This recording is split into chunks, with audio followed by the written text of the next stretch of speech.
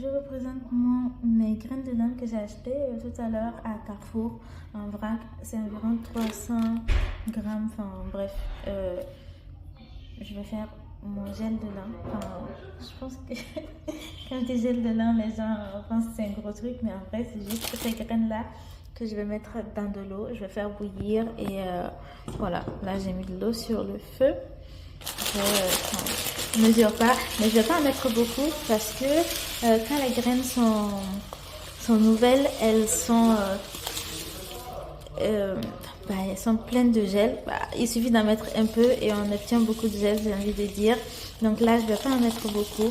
Je vais juste laisser à environ 50 grammes. Bref, il n'y en a pas beaucoup par rapport à la quantité d'eau. Vous pouvez voir, il n'y en a pas beaucoup.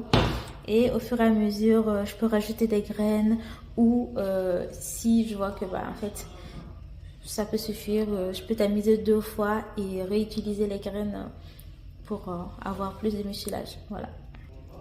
Donc là, je vais couvrir, voilà, parce que j'ai envie. Je vais couvrir et je vais laisser ça se faire à 6. Bref, je suis pas pressée donc voilà. Donc, petite vidéo vite fait pour vous montrer le gel de lin. Ben voilà, en fait, là j'ai du gel de lin. Il faut juste le tamiser et on obtient voilà, du gel de lin. Là, je vais le tamiser. J'espère que ça passe. Alors, on voit que tout de suite l'eau s'échappe en bas et voilà.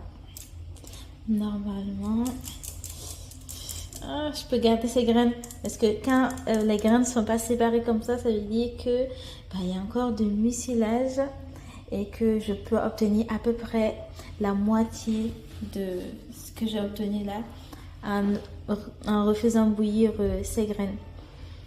Mais en fait, je vais pas avoir besoin de tout ça pour faire ma crème. Enfin, il y en a une tonne.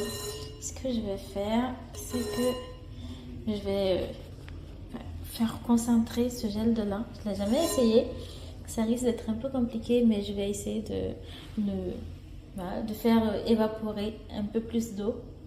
Et je vous dirai. Voilà, je vais le faire chauffer encore un peu. Et après, il faut juste laisser refroidir et je vais vous montrer comment je fais la crème.